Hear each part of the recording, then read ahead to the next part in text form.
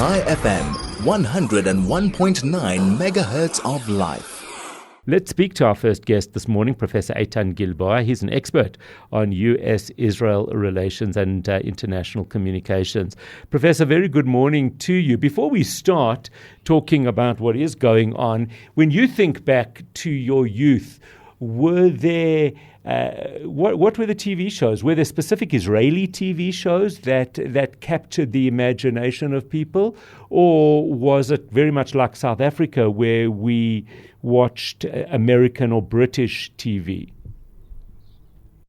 I have no idea. Oh, well, there we go. What do you I mean? really don't know. Really? You never had a youth? No. Okay, well, there we go.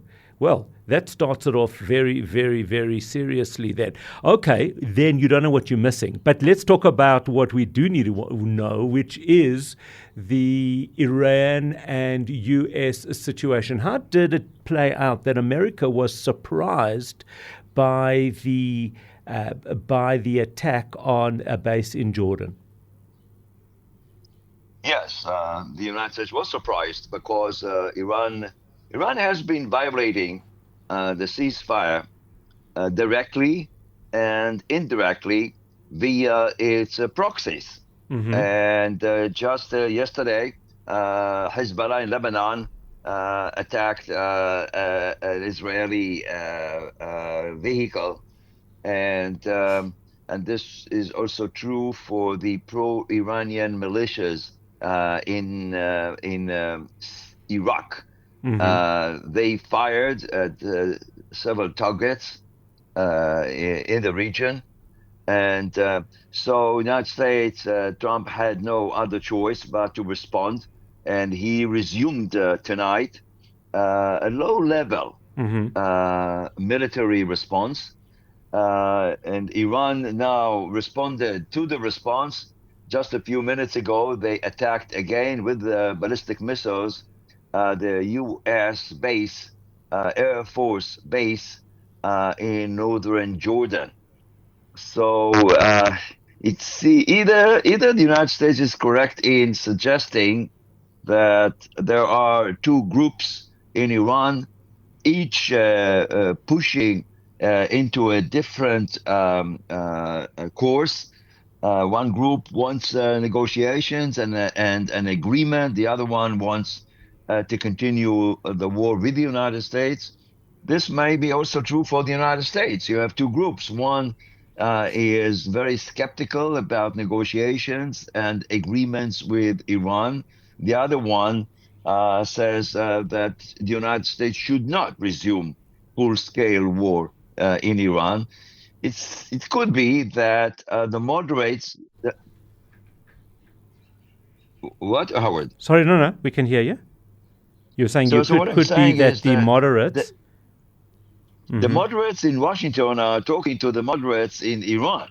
Yes. And this could explain why on a certain minute, right, Trump is saying, oh, we have good negotiations, we are making progress. Right. And but that does mean, the next hour... Right, but that does mean that any agreement reached with one party in Iran is actually pointless because it's simply going to be undermined by another group. Exactly right. And so I think that both sides believe that the other side is going to cave in sooner. Mm-hmm. So Trump has a domestic opposition that he has to handle close to the midterm elections that will take place on November 3rd. Iran believes that the opposition in public opinion to the United States, the rising price of oil, and the elections are constraining Trump and the American response. The United States believes that the economic closure of the Straits of Hormuz to Iranian shipping is causing them tremendous economic pressure. So each side expects the other side to cave in. and to surrender. And this is not leading to negotiations and a potential agreement. And on top of it, it's very clear that the United States is serious about negotiations. For Iran, this is a method that we have known for more than a decade. They use negotiations to save time, to rebuild their capabilities, to lie and cheat. They have always lied about their intentions. So right now, it's very difficult to know how things are going to continue, and it's very likely that the United States will continue that low-level military operations, especially around the Hormuz Straits, because they want to tell Iran that if they insist on controlling the straits, they will have to pay a heavy price. I need also to say that the last diplomatic effort, negotiations between Oman and Iran over the Straits of Hormuz, Oman came up with a plan for shared regime in the Straits. Iran rejected it. So we don't have yet a solution for the Hormuz Straits. Also, we know that Iran is trying to build a new center for nuclear weapons development. That's the Pickaxe Mountain. It is a place that was empty until now and was never attacked because of that. It seems that Iran was able to move centrifuges to the place, and maybe part or all of the enriched uranium to 60%. So all the issues that motivated the United States and Israel to begin the war and prevented agreement are still open, and it seems that that only a dramatic military result or economic result could move the sides to an agreement. So how does well, I guess we don't know how this plays out because, or maybe we simply do, because Iran will never adhere to any agreement. We know full well they have one intention, and that is to build a nuclear bomb that can destroy Israel. So it ends one way. The question is, does it end that way now, or does this can get kicked further down the road?